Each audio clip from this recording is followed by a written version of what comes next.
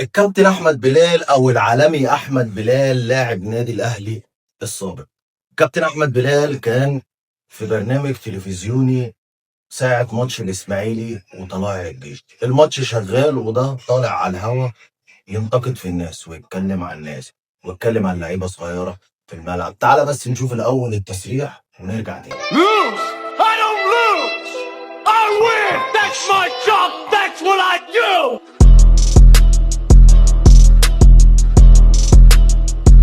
من الدوري المصري انت كانك مثلا بتتفرج على فيلم على السلو موشن.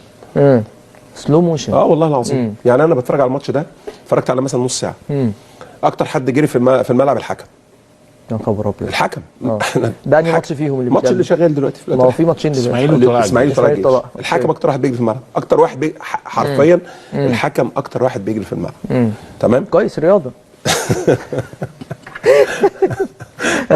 ما تعرفش مين الفرقه اللي مطلوب منها لعيب، مين الفرقه الكامله، مين الكسبان، مين الخسران.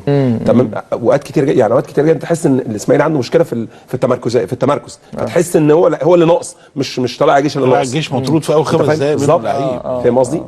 ففرقه وطلع احسن، فرقه احسن الشوط الثاني مسيطره.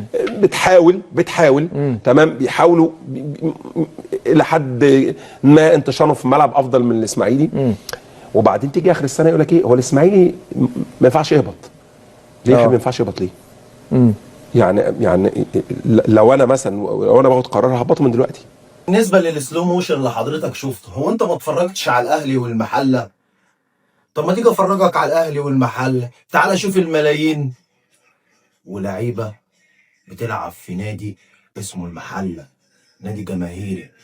لو عندها استعداد تلعب ببلاش. فرق بين ملايين تلعب وفرق بين لعيبة عندها استعداد تلعب ببلاش. تعالى بس افرجك.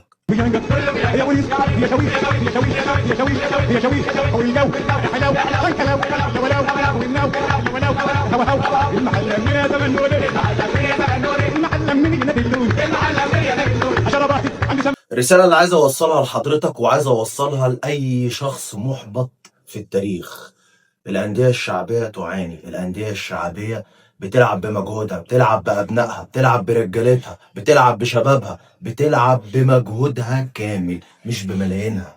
فابعدوا عنها وسيبوها. ما انت ما عندكش فكرة عن الدوري المصري او ما عندكش فكرة عن الفرق الدوري المصري الشعبية، سيبك من الدوري المصري خالص وخليك يا فندم في الدوريات الكبرى اتفرج عليها، وسيب لنا احنا الدعم للشباب، سيب لنا